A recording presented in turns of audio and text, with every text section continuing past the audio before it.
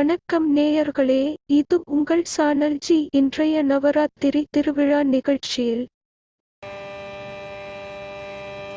ஓம் சக்தி ஓம், ஓம் சக்தி ஓம், ஓம் சக்தி ஓம், ஓம் சக்தி ஓம், ஓம் சக்தி ஓம், ஓம் சக்தி ஓம், ஓம் சக்தி ஓம், ஓம் சக்தி ஓம். சுந்தரவதனே சுகுண மனோகரி மந்தஹாசமுக மதிவதனி.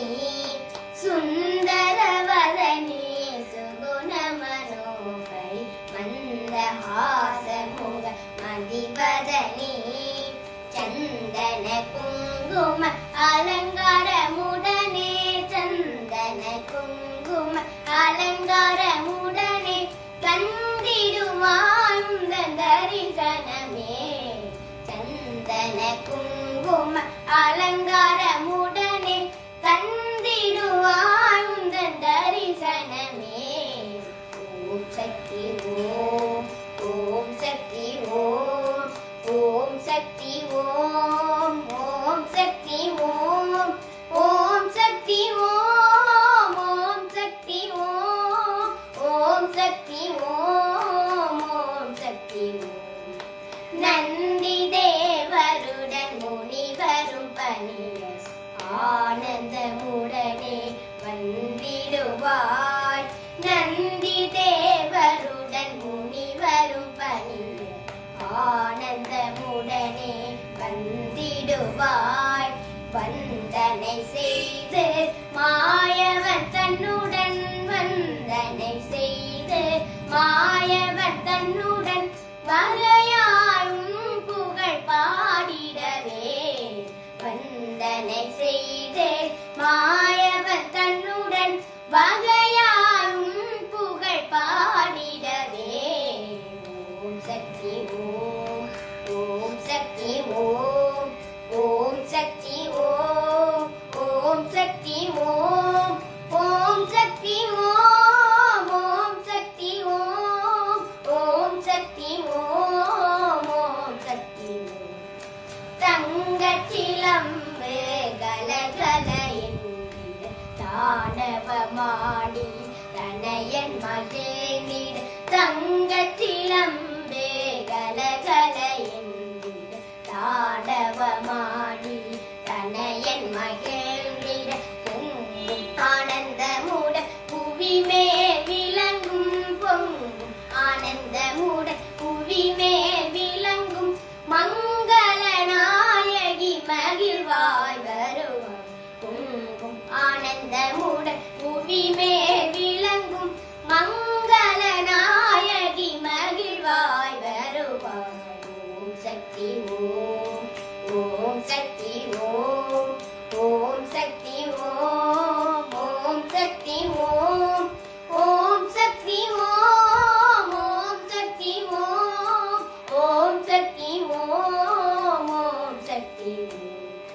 வேதங்கள் உன்னை வேண்டி பாடிட விரும்பி சரஸ்வதி வீணை வாசித்திட. வேதங்கள் உன்னை வேண்டி பாடிட விரும்பி சரஸ்வதி வீணை வாசித்திட. சதானந்தமய ஜோதி ஸ்வரூபி, சதானந்தமய ஜோதி ஸ்வரூபி. ராஜராஜேஸ்வரி சரணம் சரணம். சதானந்தமய ஜோதி ஸ்வரூபி, ராஜராஜேஸ்வரி சரணம் சரணம். ஓம் சக்தி ஓம், ஓம் சக்தி ஓம், ஓம் சக்தி ஓம், ஓம் சக்தி ஓம், ஓம் சக்தி ஓம், ஓம் சக்தி ஓம், ஓம் சக்தி ஓம், ஓம் சக்தி ஓம். ஓம் சக்தி ஓம், ஓம் சக்தி ஓம், ஓம் சக்தி ஓம், ஓம் சக்தி ஓம், ஓம் சக்தி ஓம், ஓம் சக்தி ஓம்.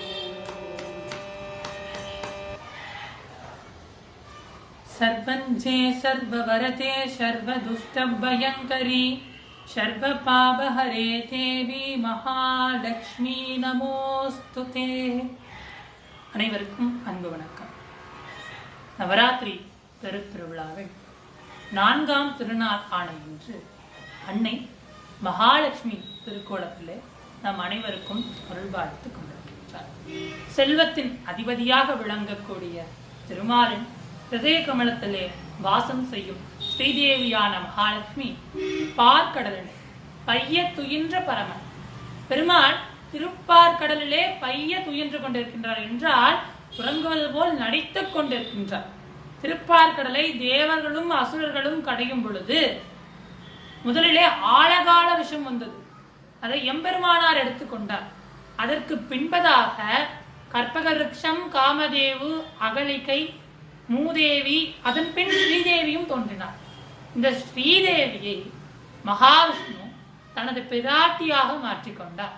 அன்று முதல் மகாவிஷ்ணு மகாவிஷ்ணுவின் பிராட்டியாகவும் பூலோகங்களில் 14 புவனங்களிலும் செல்வத்தின் அதிபதியாகவும் விளங்குகின்றார். இந்த மகாலட்சுமியை வரலட்சுமி விரதம் போன்ற விரதங்களால் மனதால் இணைந்து கனகதாரா ஸ்தோத்திரம் முதலிய ஸ்தோத்திரங்களால் துதிக்க அன்னையின் அருளால் செல்வத்திற்கு ஒரு குறையும் இருக்காது என்பது வழி வழியாக இருக்கும் நம்பிக்கை.